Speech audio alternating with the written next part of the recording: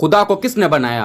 خدا اگر موجود ہے تو سائنٹیفک پروف دکھاؤ۔ ایسے بہت سے سوال آپ کے ذہن میں آتے ہوں گے جو آپ کا ایمان خراب کرتے ہیں، لیکن ان کا جواب آپ کو مل جائے پھر اتنا ہی ہمارا ایمان مضبوط ہو جائے گا۔ مگر بہت سے عالم و مفتی کو ان کا جواب نہیں پتا، لیکن اس ویڈیو سے انشاءاللہ سب سمجھ جاؤ گے۔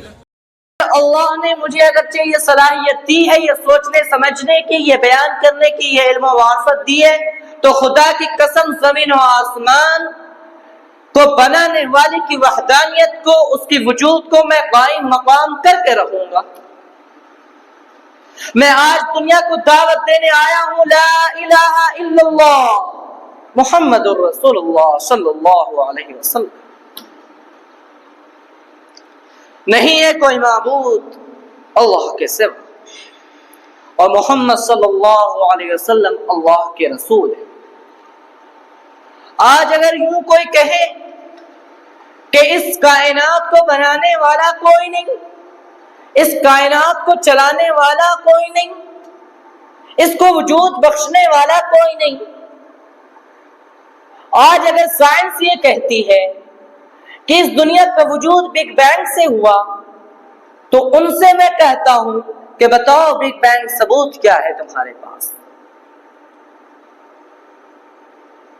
سائنس کوئی ثبوت نہیں لا سکتی، وہ کہتی ہے ہمیں معلوم نہیں، بس بگ بینگ سے شروعات ہوئی۔ یہ کیسی بے عقلی ہے، یہ کیسے بد ذہنی ہے کہ دنیا کی کوئی شے، سائنس کا یہ موقف ہے کہ کوئی بھی چیز کوئی بغیر کسی مطلب کے وجود میں نہیں آیا کرتی، بغیر کسی مطلب کا وہ وجود میں نہیں رہا کرتی، وہ زندہ جاوید بغیر کسی مطلب کا نہیں رہا کرتی۔ پھر وہ کیسے بے عقلی کی بات کرتی ہے کہ یہ چڑھتی سورج، یہ آسمان، یہ بچھی فرش انہیں نظر نہیں آتا، یہ چرند پرند انہیں نظر نہیں آتا، یہ شجر نظر نہیں آتے، یہ ہواؤں کی گرج نظر نہیں آتی، یہ ہواؤں کی سریلی ہوا نظر نہیں آتی، یہ بادلوں جو پانی سمندر سے لا کر کے برساتا ہے ان کھیتوں کھلیانوں میں جس سے اناج اگتے ہیں، وہ انہیں نظر نہیں آتی، وہ گرجتے بادل انہیں نظر نہیں آتے۔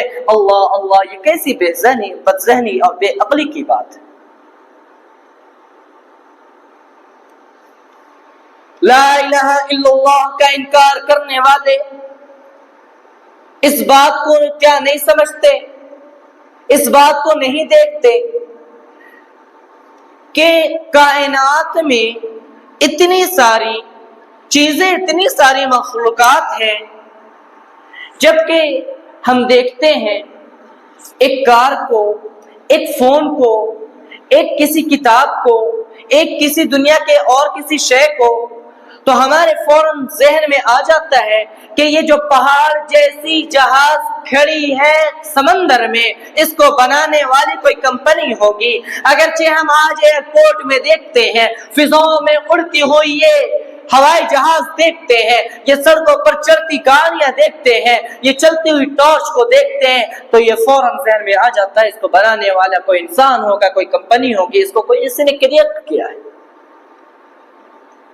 مگر اللہ اکبر، افسوس ہوتا ہے مجھے ان کی بد ذہنی پہ، بے عقلی پہ، کہ اتنی بڑی کائنات، اتنی بڑا جہاں، یہ سمندر، یہ سورج، یہ چاند، یہ ستارے، اور نہ جانے کتنی گیلیکسیز ہیں، نہ جانے برہمانڈ میں کتنے گیلیکسیز ہیں، ہزاروں ملین سال تک اگر سفر کیا جائے تو گیلیکسی کو کراس نہیں کیا جا سکتا۔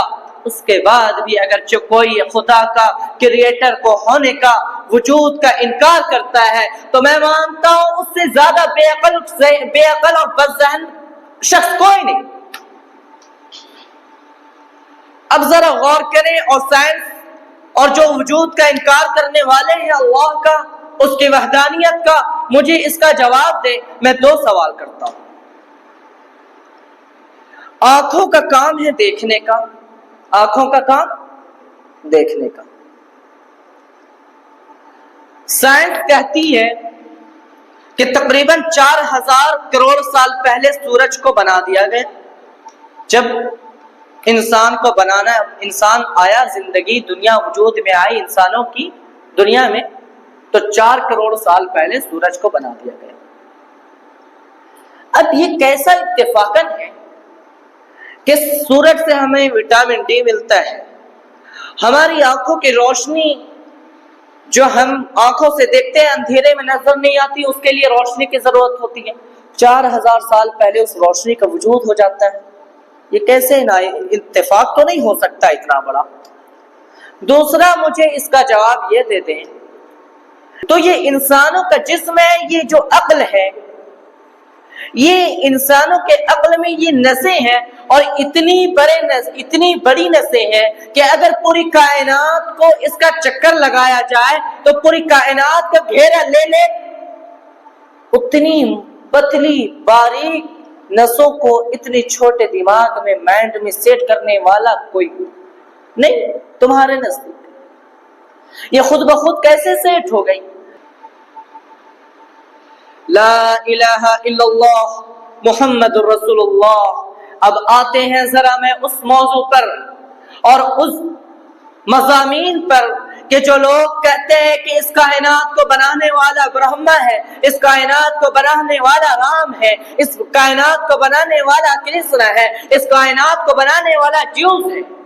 मैं उनसे सवाल करता हूं कि चलो बताओ, जो शख्स पैदा होता है, जो शख्स अपनी माँ के पेट में जिंदगी गुजारता है, जिस शख्स को तुम्हारे अकीदे के मुताबिक सूली पर चढ़ा दिया जाता है और वो मौत पा जाता है तुम्हारे अकीदे के मुताबिक, वो शख्स खुदा कैसे हो सकता है?